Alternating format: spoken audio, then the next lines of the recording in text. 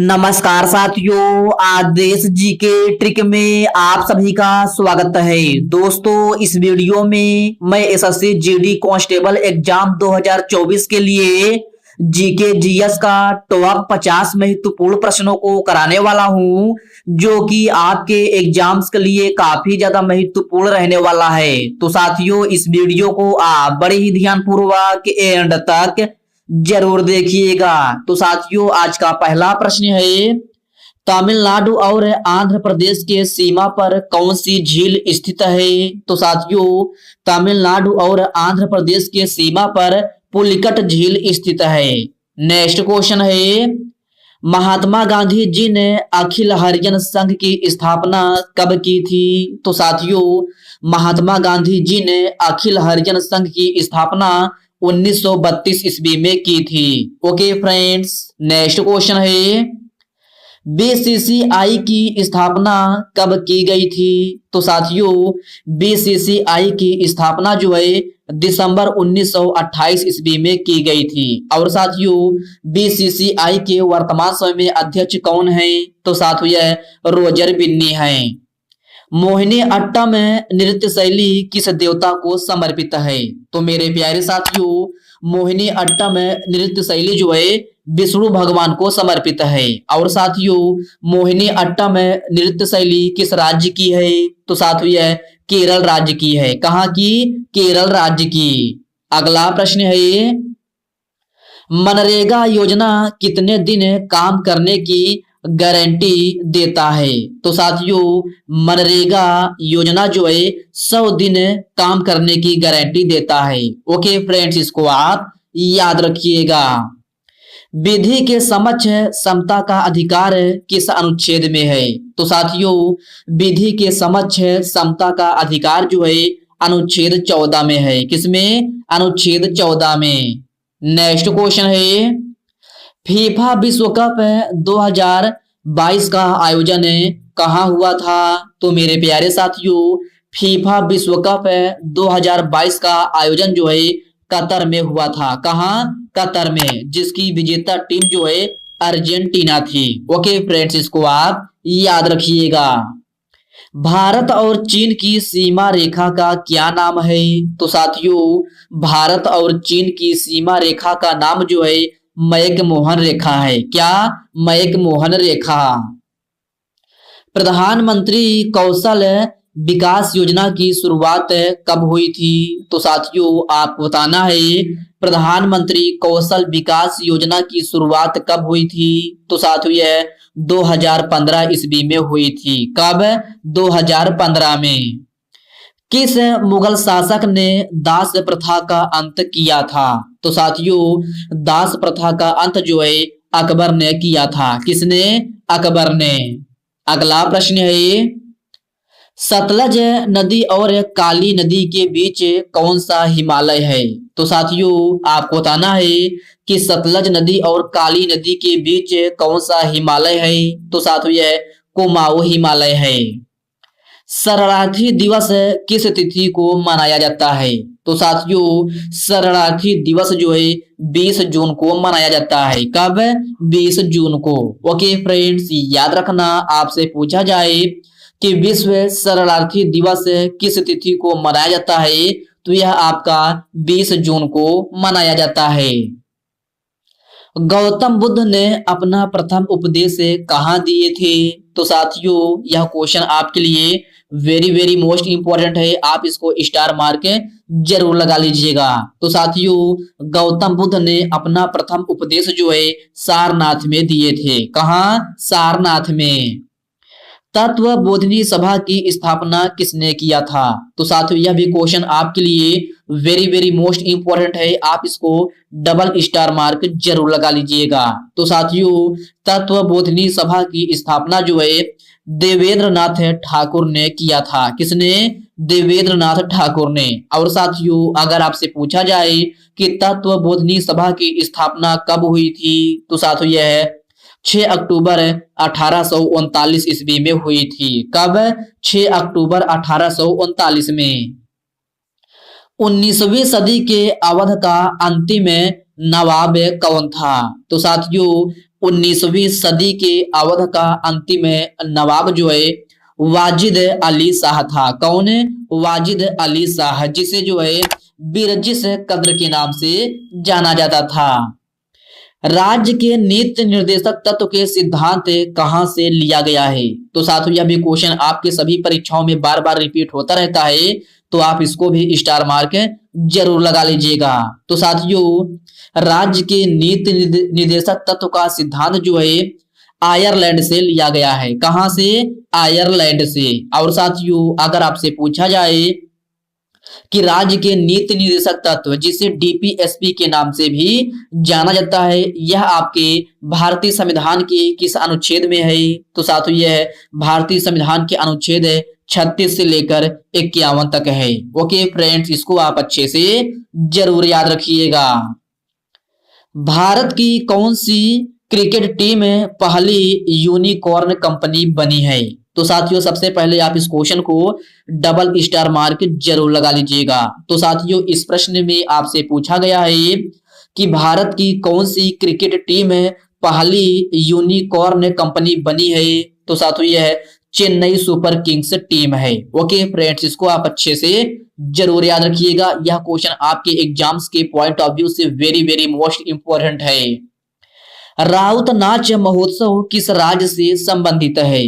तो साथियों इस प्रश्न में आपसे पूछा गया है कि राउत नाच महोत्सव किस राज्य से संबंधित है? तो साथियों यह छत्तीसगढ़ राज्य से संबंधित है। और साथियों राउत नाच ये आपका एक महोत्सव और एक नृत्य शैली भी है, तो आप इसको अच्छे से जरूर याद रखिएगा। बंगाल विभाजन किस वर्ष हुआ था? तो साथियों बंगाल विभाजन जो है 1905 ईस्वी में हुआ था। कब? 1905 में। और साथियों अगर आपसे पूछा जाए कि बंगाल विभाजन को कब रद्द किया गया था? तो साथियों अगर बंगाल विभाजन का रद्द पूछा जाए तो बंगाल विभाजन जो है 1911 ईस्वी में रद्द हुआ था। कब? 1911 में। शुरुआत पूछा जाए तो सॉरी फ्रेंड्स, बंगाल का विभाजन पूछा जाए तो 1905 में हुआ था। और अगर आपसे पूछा जाए कि बंगाल का विभाजन कब रद्द हुआ था, तो यह आपका 1911 ईस्वी में रद्द हुआ था। पंडित शिव कुमार शर्मा का संबंध किस वाद्य यंत्र से है? तो मेरे प्यारे साथियों पंडित शिव कुमार शर्मा का संबंध जो है संतूर वाद्य यंत्र से है। किससे? संतूर वाद्य यंत्र से। वर्तमान समय में भारतीय संविधान में कुल कितने अनुच्छेद हैं? तो साथियों वर्तमान समय में भारतीय संविधान में कुल 395 अनुच्छेद हैं। वही साथियों अगर आपसे पूछा जाए कि वर्तमान समय में भारतीय संविधान में कुल कितनी अनुसूचियां हैं, तो कुल 12 अनुसूचियां हैं। कितनी अनुसूची? 12 अनुसूची। परम 8000 कंप्यूटर कब बनाया गया था? तो साथियों परम 8000 कंप्यूटर 1991 ईस्वी में बनाया गया था। मानव रक्त का पीएच मान कितना होता है? तो साथियों इस प्रकार के भी प्रश्न कभी कभी आपके एग्जाम में पूछ लिए जाते हैं कि मानव रक्त का पीएच मान कितना होता है? तो साथियों यह 7.4 होता है। कितना? 7.4।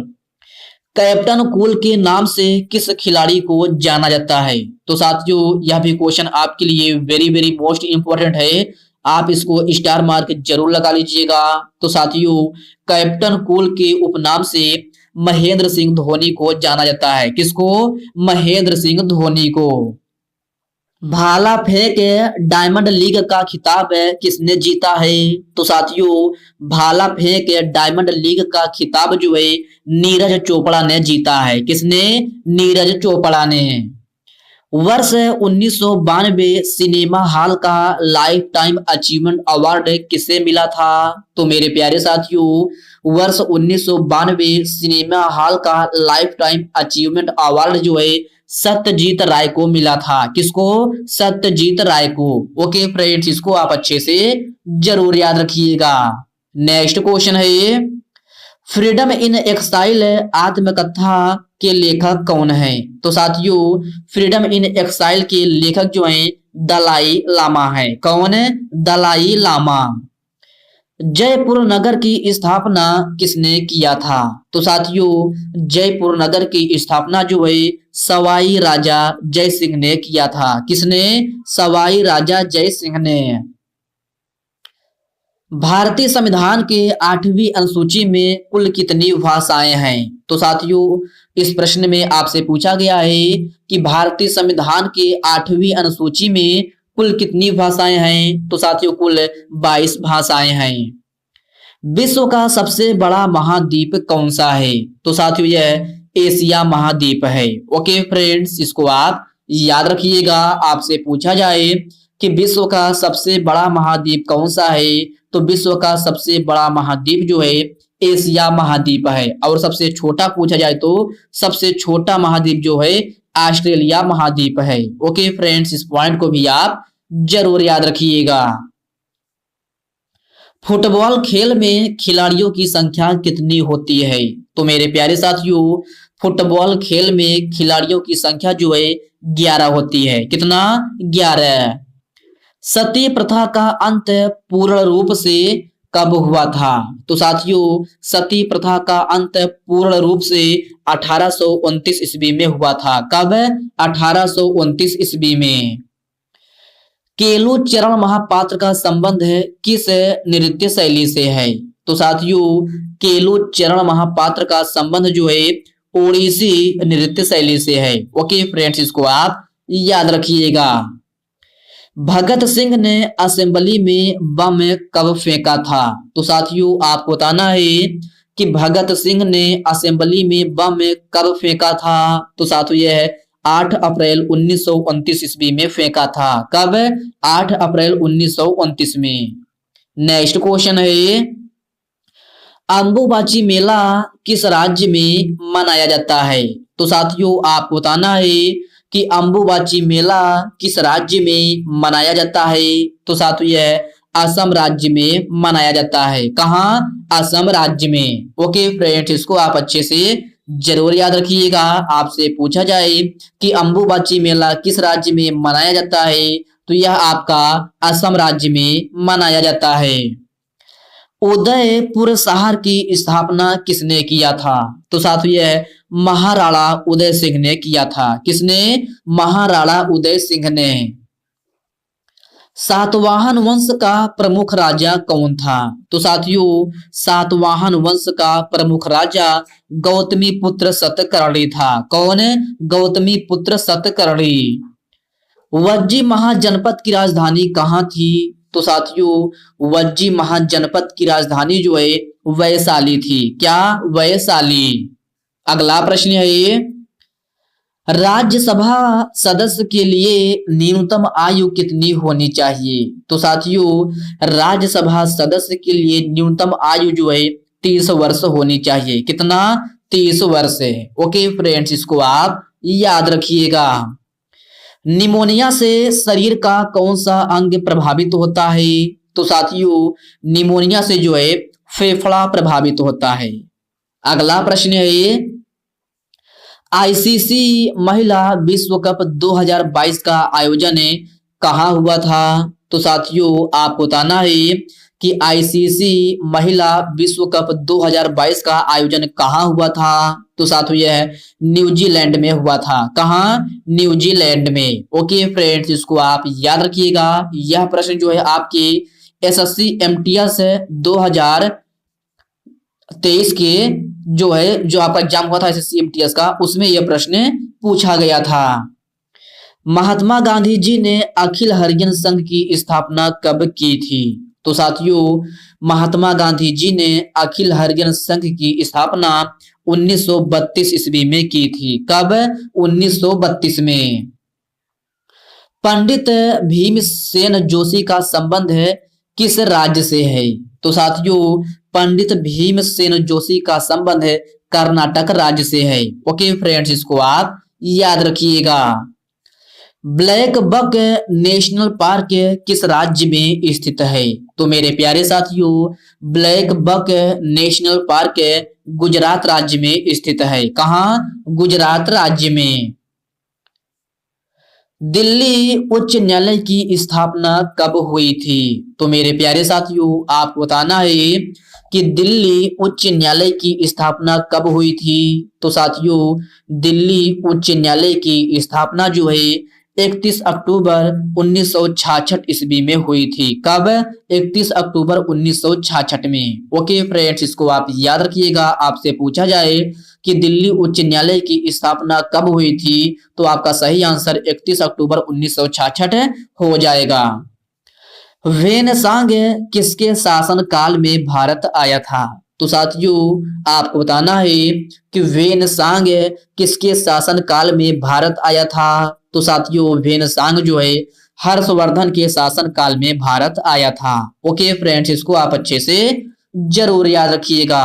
तो साथियों, आज के इस वीडियो में बस इतने ही प्रश्न हैं। साथियों, यह वीडियो आपको कैसी लगी, आप कमेंट बॉक्स में कमेंट करके अपना फीडबैक जरूर दीजिएगा। और साथियों, यह वीडियो आपके लिए थोड़ा हेल्पफुल लगा हो तो इस वीडियो को लाइक कर दीजिए, अपने साथियों के साथ शेयर कीजिए। फ्रेंड्स, अभी तक आप चैनल को सब्सक्राइब नहीं किए हैं तो प्लीज आपसे रिक्वेस्ट है, आप जो है चैनल को सब्सक्राइब करके बेल आइकन को जरूर से जरूर प्रेस कर लीजिएगा।